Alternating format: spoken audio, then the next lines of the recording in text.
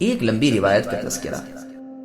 اور ایک حدیث میں ہے کہ رسول اللہ صلی اللہ علیہ وسلم کو جس رات مسجد حرام سے بیت المقدس کی مسجد تک پہنچایا گیا، اس رات آپ زمزم اور مقام ابراہیم کے درمیان تھے کہ جبرائیل علیہ السلام دائیں اور میکائیل علیہ السلام بائیں سے آپ کو اڑا لے گئے، یہاں تک آپ آسمان کی بلندیوں تک پہنچے۔ لوٹتے ہوئے آپ نے ان کی تسبیحیں ماں اور تسبیحوں کے سنی۔ یہ روایت اسی سورت کی آیت تسبح لہ السماوات السبع کی تفسیر میں آئے گی، یعنی سورہ بنی اسرائیل کی آیت نمبر 44۔ مسند احمد میں ہے کہ امیر المؤمنین عمر بن الخطاب رضی اللہ عنہ مقام جابیہ میں تھے، بیت المقدس کی فتح کا ذکر ہوا۔ آپ نے کعب رحمہ اللہ سے پوچھا کہ تمہارے خیال میں مجھے وہاں کس جگہ نماز پڑھنی چاہیے؟ کعب رحمہ اللہ نے فرمایا، اگر آپ مجھ سے پوچھتے ہیں تو میں تو کہوں گا کہ صخرہ کے پیچھے نماز پڑھیے تاکہ سارا بیت المقدس آپ کے سامنے رہے۔ عمر رضی اللہ عنہ نے فرمایا، تم نے وہی یہودیت کی مشابہت کی، میں تو اس جگہ نماز پڑھوں گا جہاں رسول اللہ نے پڑھی ہے۔ پس آپ نے آگے بڑھ کر قبلے کی طرف نماز ادا کی۔ بعد از ادائے نماز آپ نے صخرے کے آس پاس کے تمام کوڑا سمیٹا اور اپنی چادر میں باندھ کر باہر پھینکنا شروع کیا، اور اوروں نے بھی آپ کا ہاتھ بٹایا۔ پس عمر رضی اللہ عنہ نے تو صخرہ کی ایسی تعظیم کی جیسے یہود کرتے تھے کہ نماز بھی اسی کے پیچھے پڑھتے تھے، بلکہ اسی کو قبلہ بنا رکھا تھا۔ چونکہ کعب رحمہ اللہ بھی اسلام سے پہلے یہودی تھے، اسی لیے آپ نے ایسی رائے پیش کی تھی جسے خلیفۃ المسلمین نے ٹھکرا دیا، اور نہ آپ نے نصرانیوں کی طرح صخرے کی اہانت کی کہ انہوں نے تو اسے کوڑا کرکٹ ڈالنے کی جگہ بنا رکھا تھا، بلکہ آپ نے خود اس کے پاس سے کوڑا اٹھا کر پھینکا۔ یہ بالکل اس حدیث کے مشابہ ہے جس میں ہے کہ نہ تو قبروں پر بیٹھو نہ ان کی طرف نماز ادا کرو، جیسا کہ صحیح مسلم سنن ابی داؤد میں ہے۔ صحیح مسلم کی حدیث میں حطیم میں رسول اللہ صلی اللہ علیہ وسلم سے بیت المقدس کے سوالات کیے جانے اور پھر اس کے ظاہر ہو جانے کا واقعہ بھی ہے۔ اس میں بھی ان تینوں نبیوں سے ملاقات کرنے کا اور ان کے حلیے کا بیان ہے، اور یہ بھی ہے کہ آپ نے انہیں نماز میں کھڑا پایا۔ آپ نے مالک خازن جہنم کو بھی دیکھا اور انہوں نے یہی ابتداءً آپ سے سلام کیا۔ ان تمام احادیث کی واقفیت کے بعد، جن میں صحیح بھی ہیں حسن بھی ہیں، لیکن ضعیف کا ہم نے کچھ تذکرہ نہیں کیا، ان کو بالکل لیا چھوڑ دیا۔ لیکن جو ضعیف ہیں اور جن کا تذکرہ نہیں کیا گیا، کم از کم اتنا ضرور معلوم ہو گیا کہ رسول اللہ صلی اللہ علیہ وسلم کا مکہ مکرمہ سے بیت المقدس تک لے جانا ہوا، اور یہ بھی معلوم ہو گیا کہ یہ صرف ایک ہی مرتبہ ہوا ہے۔ گو راویوں کی عبارتیں اس باب میں مختلف الفاظ سے ہیں، گو ان میں زیادتی کمی بھی ہے۔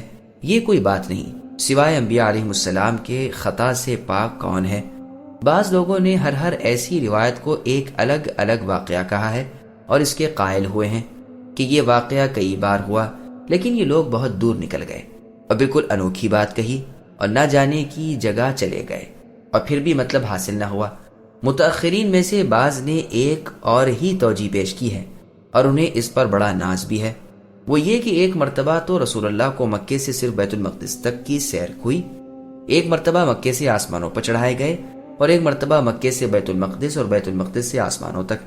لیکن یہ قول بھی بہت دور کا اور بالکل غریب اور عجیب ہے۔ سلف میں سے تو اس کا قائل کوئی نہیں۔ اگر ایسا ہوتا تو خود رسول اللہ آپ ہی اسے کھول کر بیان فرما دیتے، اور راوی آپ سے اس کے بارے میں ہونے کی روایت کرتے۔ بقول زہری رحمہ اللہ، معراج کا یہ واقعہ ہجرت سے 1 سال پہلے کا ہے۔ عروہ بھی یہی کہتے ہیں، سدی کہتے ہیں 6 ماہ پہلے کا ہے۔ پس حق بات یہ ہے کہ رسول اللہ کو جاگتے میں نہ کہ خواب میں مکہ مکرمہ سے بیت المقدس تک کی اسرا کرائی گئی۔ اس وقت آپ براق پر سوار تھے۔ مسجد قدس کے دروازے پر آپ نے براق کو باندھا، وہاں جا کر اس کے قبل رخ تحیت المسجد کے طور پر 2 رکعت نماز ادا کی۔ پھر معراج لائی گئی جو درجوں والی ہے اور بطور سیڑھی کے ہے۔ اس سے آپ آسمان دنیا پر چڑھائے گئے، پھر 7 آسمان پر پہنچائے گئے۔ ہر آسمان کے مقربین اللہ تعالیٰ سے ملاقاتیں ہوئیں، انبیاء علیہم السلام سے ان کے منازل و درجات کے مطابق سلام علیک ہوئی۔ 6 آسمان میں کلیم اللہ موسیٰ علیہ السلام سے، اور 7ویں میں خلیل اللہ ابراہیم علیہ السلام سے ملاقاتیں ہوئیں۔ پھر ان سے بھی آگے بڑھ گئے صلوات اللہ علیہم اجمعین، یہاں تک کہ آپ مستوی میں پہنچے جہاں قضا و قدر کی قلموں کی آوازیں آپ نے سنی۔ سدرۃ المنتہا کو دیکھا جس پر عظمت الہی چھا رہی تھی، سونے کی ٹڈیاں اور طرح طرح کے رنگ اس پر نظر آ رہے تھے، فرشتے چاروں طرف سے گھیرے ہوئے تھے۔ وہیں پر آپ نے جبرائیل علیہ السلام کو ان کی اصلی صورت میں دیکھا 600 پر تھے. وہیں آپ نے زفرف سبز رنگ کا دیکھا جس نے آسمان کے کناروں کو ڈھک رکھا ہے. بیت المعمور کی زیارت کی جو خلیل اللہ ابراہیم علیہ السلام کے زمینی کعبے کے ٹھیک اوپر آسمانوں پر ہے، یعنی آسمانی کعبہ ہے. خلیل اللہ ابراہیم علیہ السلام اس سے ٹیک لگائے بیٹھے ہوئے تھے. اس میں ہر روز 70,000 فرشتے عبادت الہی کے لیے جاتے ہیں، مگر جو آج گئے پھر ان کی باری قیامت تک نہیں آتی. رسول اللہ نے جنت و دوزخ دیکھی. یہیں اللہ تعالی رحمان الرحیم نے 50 نمازیں فرض کر کے پھر تخفیف کر دی اور 5 رکھیں جو خاص اللہ کی رحمت تھی. اس سے نماز کی بزرگی اور فضیلت بھی صاف طور پر ظاہر ہے. پھر آپ واپس بیت المقدس کی طرف اترے اور آپ کے ساتھ تمام انبیاء بھی اترے. وہاں آپ نے ان سب کو نماز پڑھائی جبکہ نماز کا وقت ہو گیا. ممکن ہے وہ اس دن کی صبح کی نماز ہو. ہاں، بعض حضرات کا قول ہے کہ امامت انبیاء آپ نے آسمانوں میں کی، لیکن صحیح روایت سے بظاہر یہ واقعہ بیت المقدس کا معلوم ہوتا ہے.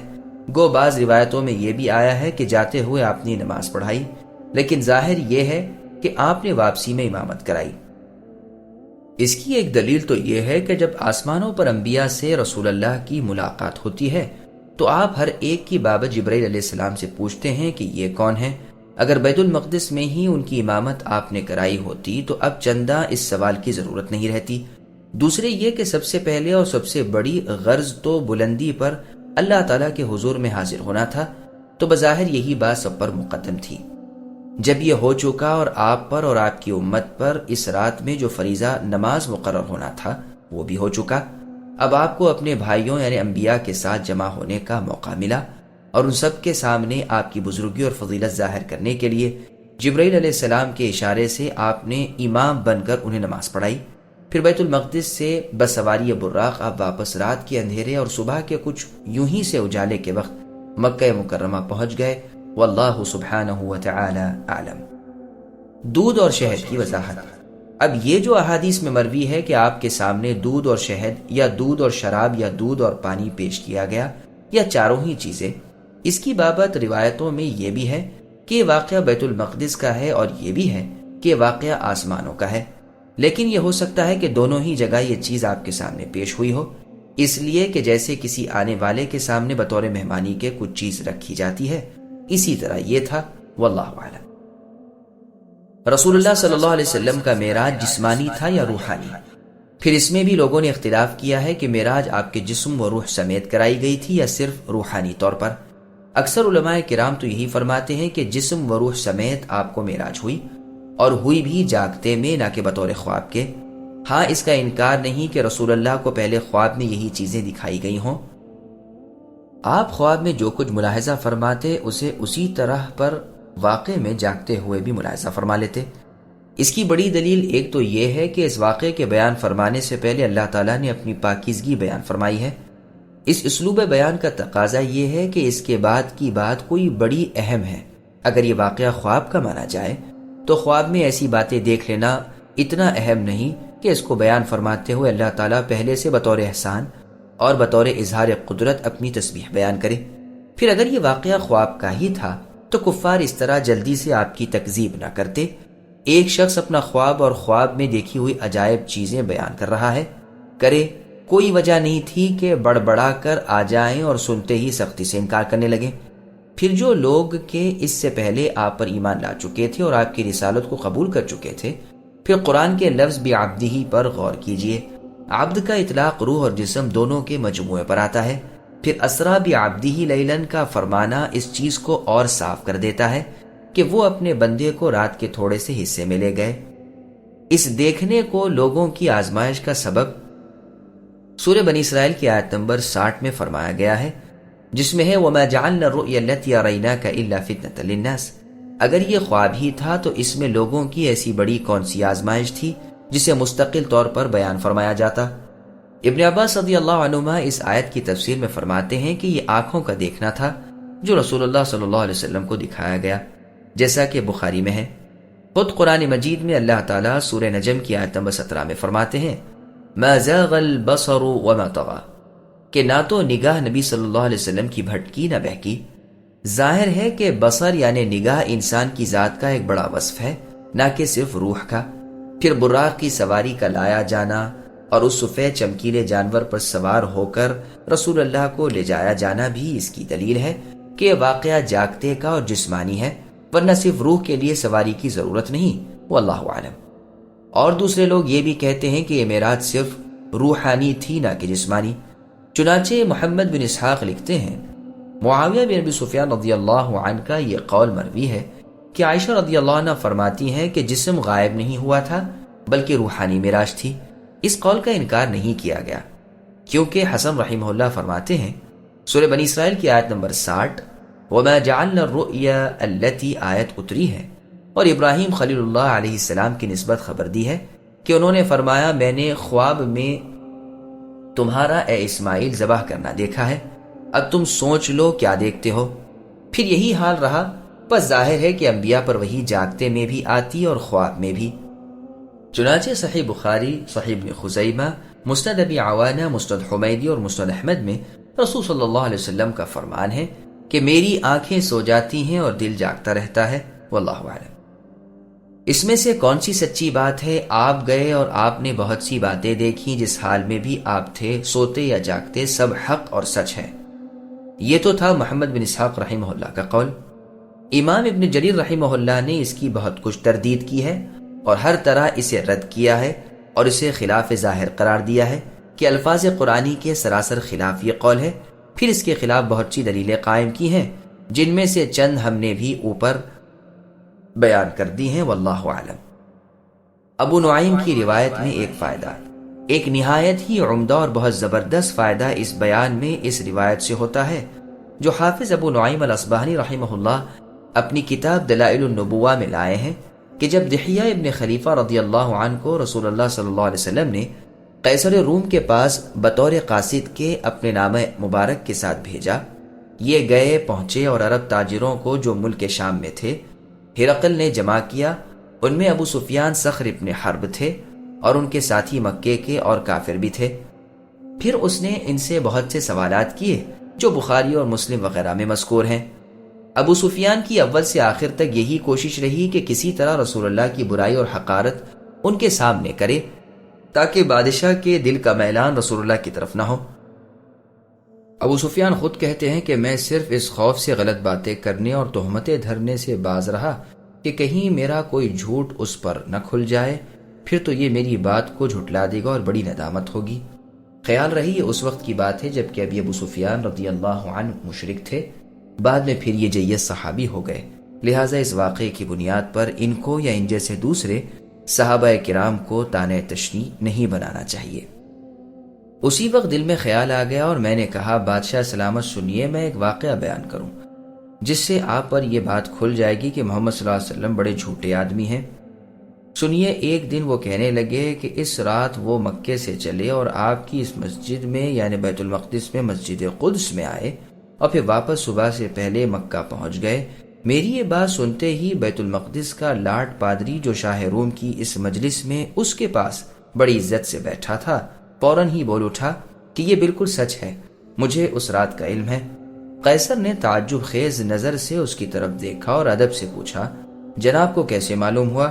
اس نے کہا، سنیے، میری عادت تھی اور یہ کام میں نے اپنے متعلق کر رکھا تھا کہ جب تک مسجد کے تمام دروازے اپنے ہاتھ سے بند نہ کر لوں سوتا نہ تھا۔